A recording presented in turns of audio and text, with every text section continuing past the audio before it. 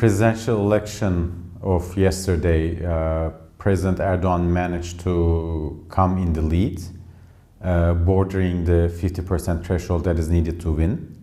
So that's a real success for him, and this was rather an unexpected outcome. But perhaps more importantly, his alliance, People's Alliance, managed to go over the simple majority in the parliament, which is obviously an important determinant of the second round of presidential elections.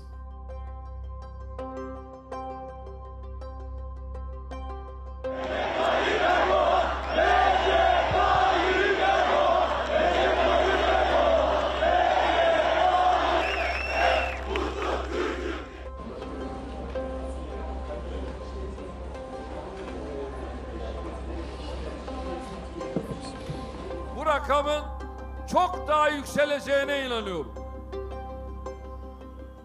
Seçim sistemimizin... For the second round of the presidential elections, Mr. Erdogan has a great advantage. Not only he is very close to the 50% threshold, but the fact that his alliance got the majority in the parliament gives him some very strong arguments towards winning the second round. So it seems like 2 weeks from now, we will have more of the same of what we had in Turkey.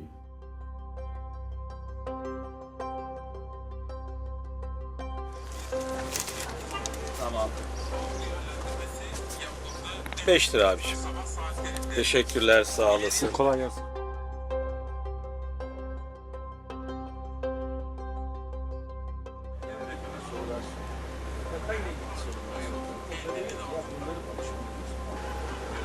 Şunu da alıyormuş gibi yap. Parayı da al buradan yeni. Böyle alalım şu isim isterseniz.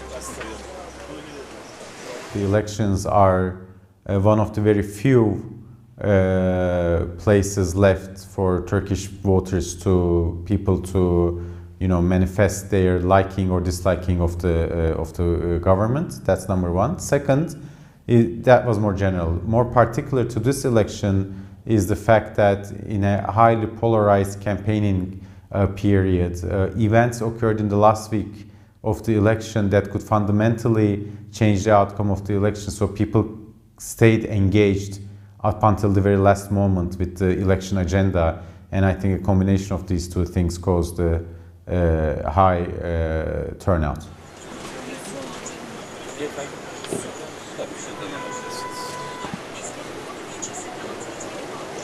Beni de alabilirsin istersen.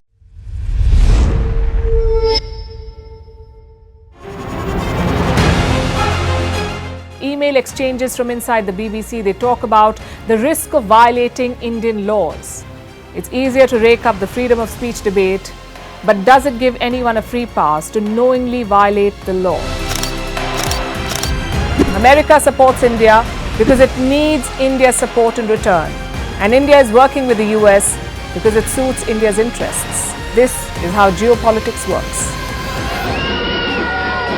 Last night, he diffused a crisis with his defense minister. But today, Netanyahu was confronted with a new problem. His cabinet seems to have rebelled against him.